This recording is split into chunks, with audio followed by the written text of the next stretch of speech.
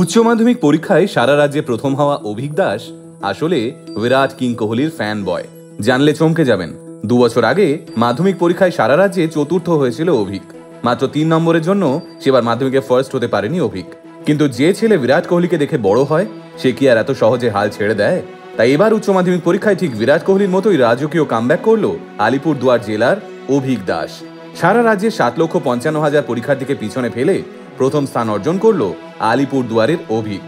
যেহেতু অভিক উত্তরবঙ্গের ছেলে, তাই অভিকের এই রাজকীয় সাফল্যে গোটা উত্তরবঙ্গ আনন্দে ভাসছে। আলিপুরদুয়ারের ম্যাক উইলিয়াম হায়ার সেকেন্ডারি স্কুলের ছাত্র অভিক দাস উচ্চ মাধ্যমিক পরীক্ষা দিয়েছিল বিজ্ঞান বিভাগে।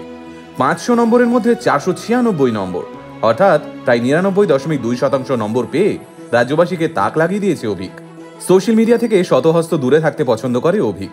সে মনে করে সবকিছুর জন্য একটা নির্দিষ্ট বয়স হয়।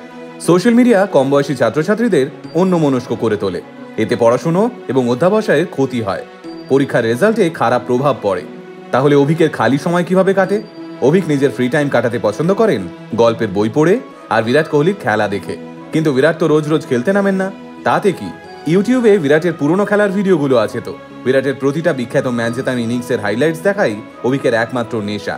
কারণ বিরাট কিং কোহলিকে নিজের আইডল মনে করেন অভিক। 2 বছর আগে যখন মাধ্যমিকের রেজাল্ট বেরিয়েছিল, সেবার 700তে 690 পেয়েছিল অভিক। আর যে প্রথম হয়েছিল সে পেয়েছিল 693 নম্বর। সেবার মাত্র 3 নম্বরের জন্য প্রথম হতে পারেনি অভিক। কিন্তু চ্যাম্পিয়নদের মনের মধ্যে সবসময় আরো ভালো পারফর্ম করার একটা খিদে কাজ করে।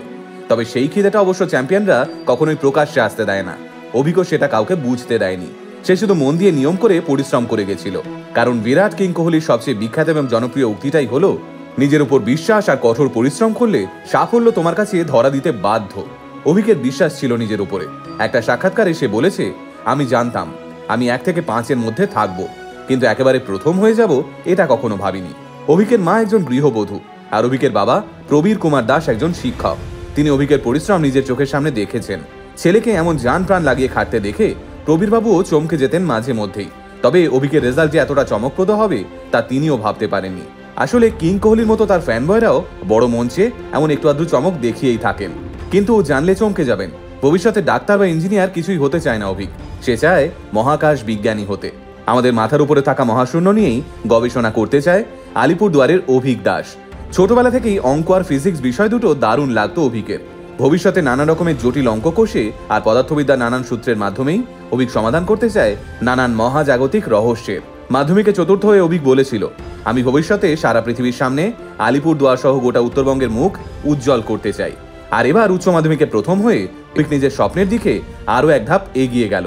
গোটা আল্টিমেট মোটিভেশন টিমের তরফ থেকে উচ্চ মাধ্যমিকে প্রথম হওয়া অভিক দাসকে অনেক অনেক অভিনন্দন জানাই। আমরা চাইবো তোমার ভবিষ্যৎ আরো উজ্জ্বল হোক।